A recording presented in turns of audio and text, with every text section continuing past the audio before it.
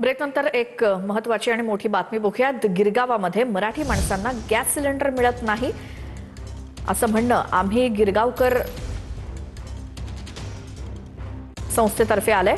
तर मंत्री लोढांमुळे जैन मंदिरांना मात्र प्रत्येकी 5 सिलेंडर दिले जात आहेत असंही आम्ही गिरगावकर संस्थेचं म्हणणं आहे। मंत्री लोढा यांच्या पत्रानंतर आम्ही गिरगावकर संघटनेचे हे आरोप आहेत। गिरगावातील गॅस एजन्सी बाहेर आम्ही गिरगावकर संघटनेनं निषेध नोंदवलाय। किती जबाबदारीचं हे पत्र वाटतंय तुम्हाला? कोणत्या एका समाजासाठी ही जबाबदारी त्यांनी स्वीकारली?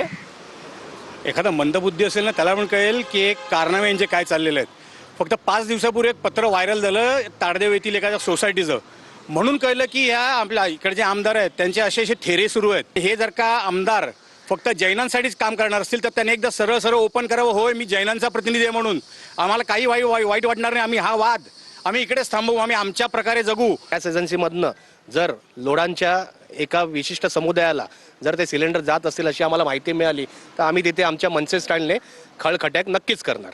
नॉर्मल तर कळलं, त्यांचा माणूस सांगतोय, त्यांचा पदाधिकारी सांगतोय मला 1.5 वाजता फोन करून का हा लोढा किंवा ह्यांचे पदाधिकारी ना आमच्या छगन भुजबळ साहेबांना प्रेशर देतात आहेत। हे काय धंदे चालू झाले आहेत आणि कितपत योग्य 80 सिलेंडर? या सगळ्या संदर्भात मंगलप्रभात लोढा यांच्याकडनं काही स्पष्टीकरण येणार आहे का हे पाहणं महत्त्वाचं ठरणार आहे। व्हिडिओ जर्नलिस्ट मोहन दुबेसह अक्षय मंगणी, TV9 मराठी, मुंबई।